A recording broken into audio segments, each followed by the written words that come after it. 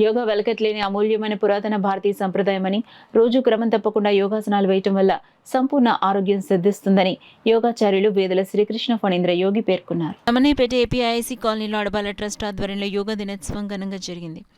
ఈ సందర్భంగా యోగాచార్యులు వేదల శ్రీకృష్ణ ఫణీంద్ర యోగి మాట్లాడుతూ, శరీరం మనసును ఒకటిగా చేసి యోగాతో ఆలోచనలను నియంత్రించవచ్చన్నారు. యోగా శిక్షకులు పి పార్థసారథి మాట్లాడుతూ, యోగా చేయటం వల్ల కండరాలు సాగుతాయని, ఒత్తిడి నుంచి ఉపశమనం కలుగుతుందన్నారు. అధిక రక్తపోటు తగ్గుతుందని, గుండె కొట్టుకోవడం వేగం క్రమబద్ధం అవుతుందని తెలిపారు. అనంతరం ఫణీంద్ర యోగి, పార్థసారథులు యోగాసనాలు వేసి అవగాహన కల్పించారు. అడబాల రత్నప్రసాద్ ఆధ్వర్యంలో ఫణీంద్ర, పార్థసారథులను ఘనంగా సత్కరించారు.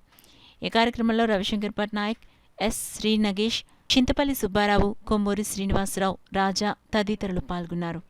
చావలి సూర్యకుమారి గారిని వారి ప్రముఖ సంగీత విద్వాంసులు, అలాగే ఎంతోమందికి మన రాష్ట్రంలో వారు శిష్యులుగా వారందరికీ కూడా సంగీతాన్ని బోధించారు. ఎంఏ మ్యూజిక్ చేసుకున్నారు. చాలామందికి వారు సంగీతాన్ని బోధించారు. గొప్ప సంగీత విద్వాంసులు. అలాగే మరి రెండో వారు దుర్గా మహాలక్ష్మి గారు, వారు కూడా చక్కటి సంగీతాన్ని చాలామందికి మరి సత్కళవాహిని ద్వారా అందజేశారు. అలాగే వారు మ్యూజిక్ని చాలా సులభంగా అందరికీ అందజేయగలిగిన శక్తి కలిగిన వారు. అందులో నేను కూడా వారి దగ్గర నేర్చుకున్నానని చెప్పడానికి గర్వపడుతున్నాను. జయదేవుడు ఇంకా ఒకళ్ళు కాదు, రామదాసులు ఎంతోమంది ఉన్నారు. వాళ్ళందరి కీర్తనలు నేర్చుకుంటే ఒక జీవితకాలం సరిపోదు మాకు. అసలు అవన్నీ తలుచుకుంటేనే ఒక తన్మయత్వం వస్తుంది మా అందరికీ.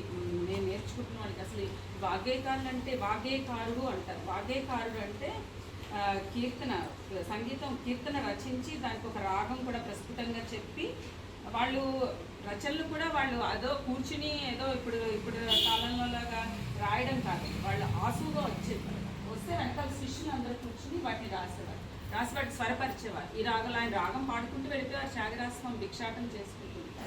ఇప్పుడు ఆల్రెడీ అందరూ చెప్పేశారు, ఇంకా మిగిలింది కొంచెమే ఉంది అని చెప్పడానికి. అందరూ అనుకుంటుంటారు, ఏ వయసులో మనం సంగీతం నేర్చుకోవాలి, మాకు 50 ఏళ్ళు వచ్చేసాయి, 40 ఏళ్ళు వచ్చేసాయి, ఇప్పుడు సంగీతం నేర్చుకోవచ్చా అని చెప్పి అడుగుతూ ఉంటారు చాలామంది పిల్లలు, పేరెంట్స్ వాళ్ళు వచ్చిన. దీనికి వయసు ఏమీ నిమిత్తం లేదండి, వయసుతో సంబంధం లేదు. నేను ఎంత వయసులో నేర్చుకున్నానంటే 55-60 వయసులో మొదలుపెట్టాను. ఏబిసిడి అంటే సరళీ స్వరాలు మొదలుపెట్టాను. అంటే అప్పటిదాకా అవకాశం లేదు. ఏదైనా ప్రాప్తం ఉండాలి, పూర్వజన్మ సుకృతం ఉండాలి, అన్నీ ఉండాలి. అయితే ఫ్యామిలీలో ఉంది. తాతగారు, ముత్తాతగారు వాళ్ళు వీణ విద్వాంసులు, వినికిడైతే ఉంది కానీ